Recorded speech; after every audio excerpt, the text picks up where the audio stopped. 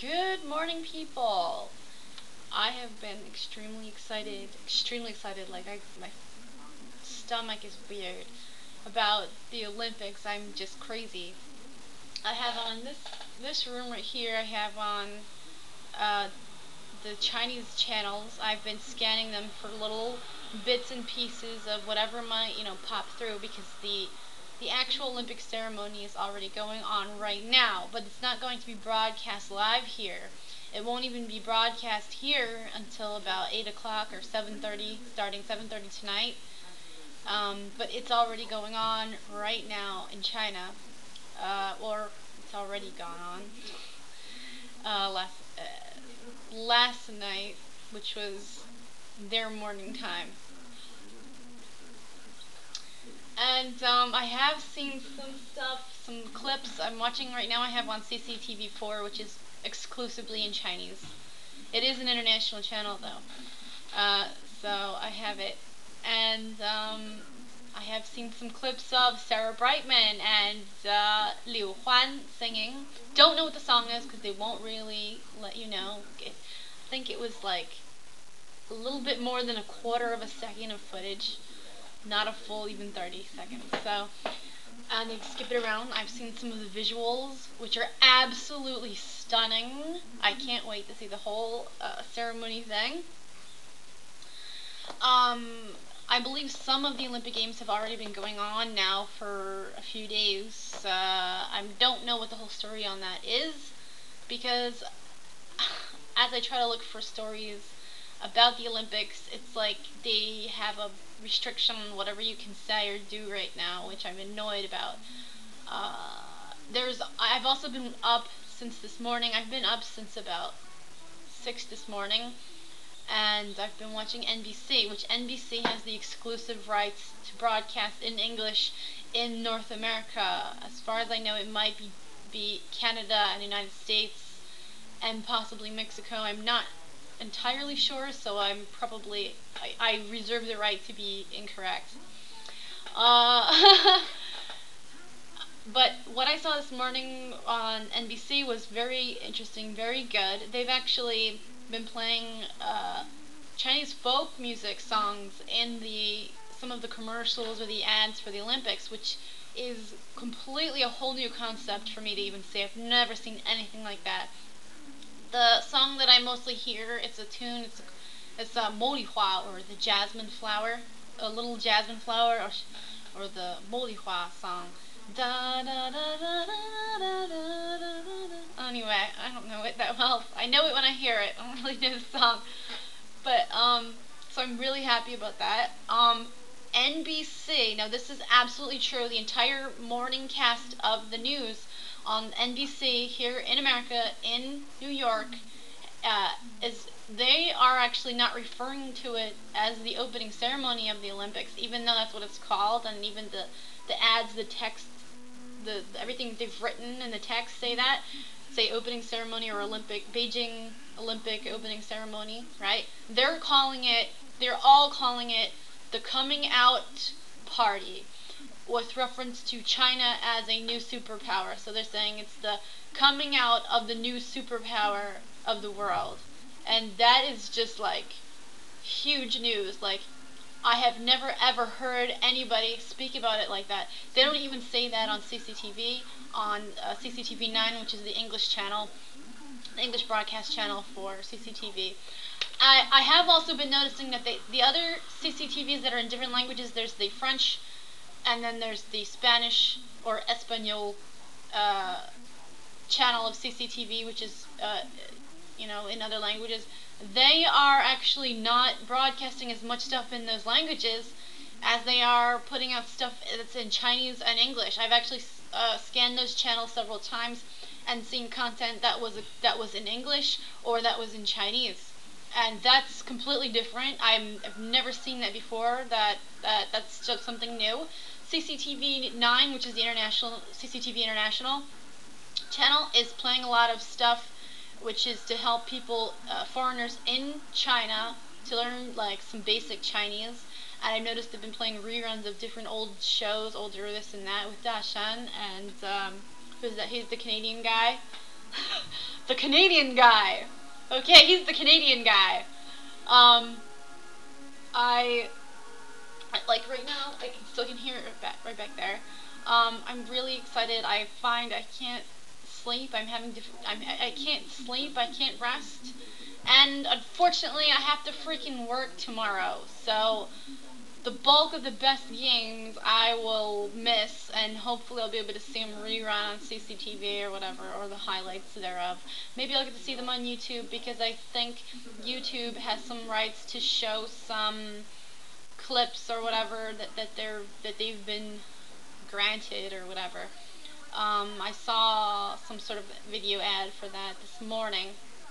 I hope it's still up there, actually. The big news here in the United States, and apparently also more and more now on CCTV, is Michael Phelps, the swimmer, and then there's another guy, which I think his name is Lochte, or I think it's Lochte. He's another guy. In fact, there's starting to be more, and the buzz was first Michael Phelps, but after they start to talk Michael Phelps, they start to go towards Lochte, and he tends to be getting more airtime, more and more and more. And you also can't seem to talk about Phelps anymore without Lochte. Anything else? Anything else?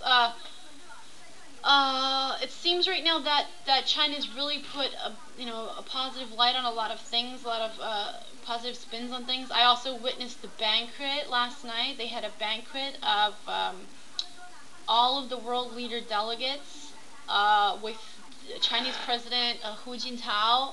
They had this extravagant banquet, like unbelievably extravagant, and every table was this giant round table with curtain, with a table curtain thing on it, in an extravagant Victorian style, and every single table was decorated with two peacocks. They keep saying they're phoenixes. They're not phoenixes. They're peacocks. But peacocks do have a positive symbolism in Chinese culture. I don't know why people are sometimes saying it's feminine, because actually a peacock is the rooster or the cockerel of this breed, the peafowl. The hen, which is the female of the peafowl, is more plain and isn't as showy or extravagant. So I'm really confused with that. Now, the Chinese god that they're talking about is called the Chinese phoenix. Actually, isn't a phoenix. It's just oftentimes translated that way for us, for the Western world or the non-Sino world, as phoenix. Phoenix itself, according to my knowledge currently, is that the phoenix is originally coming from Arabian folklore. It's a kind of like fairy or something, like a jinn, only not a jinn. It's a bird, kind of bird god thing, and it's really ancient. The Chinese phoenix isn't actually a phoenix. It doesn't burn up or anything. It's called a feng huang, right?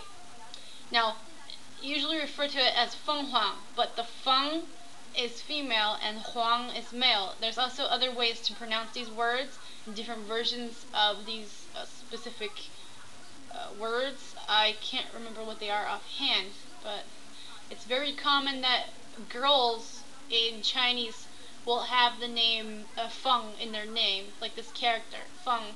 It's so common. It's so common that I don't even know how many girls I've met with this name.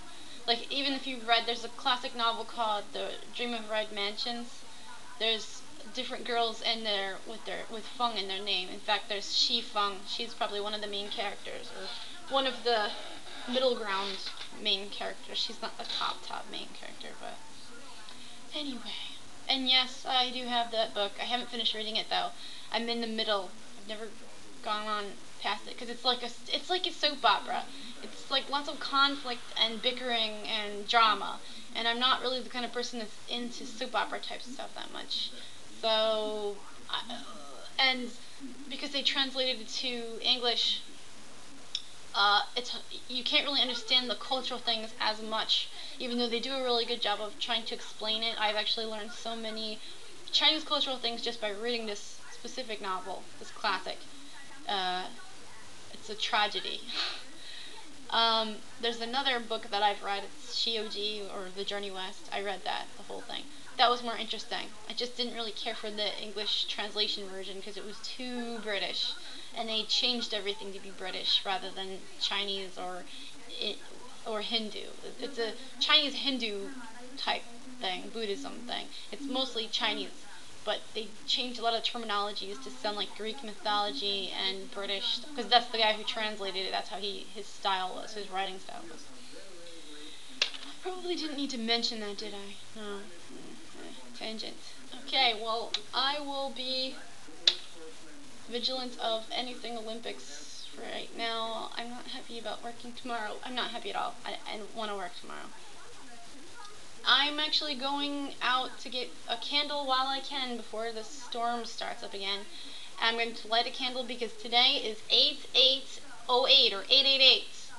And I'm going to be doing money affirmations, and I will be lighting candles and saying prayers for abundance and prosperity as well as money. And I suggest that everyone else do the same. I'm not saying go do it. I'm just suggesting. It's just a suggestion. That's just my take on it. So, if you have any comments or questions, if you have any anything to say, hopefully it's nice, polite, go ahead and do that. I've had some people on some of the other videos who are not so nice or polite. It's not that many, but at least it's been more than, more than 5. So, I just don't care to fight or make trouble anymore. I just delete them if they're mean or rude, because I just don't deserve that. So, anybody else I pretty much reply to. So, actually I usually reply to, unless I can't understand what they're saying. I don't. Or writing. Okay, that's enough. Bye!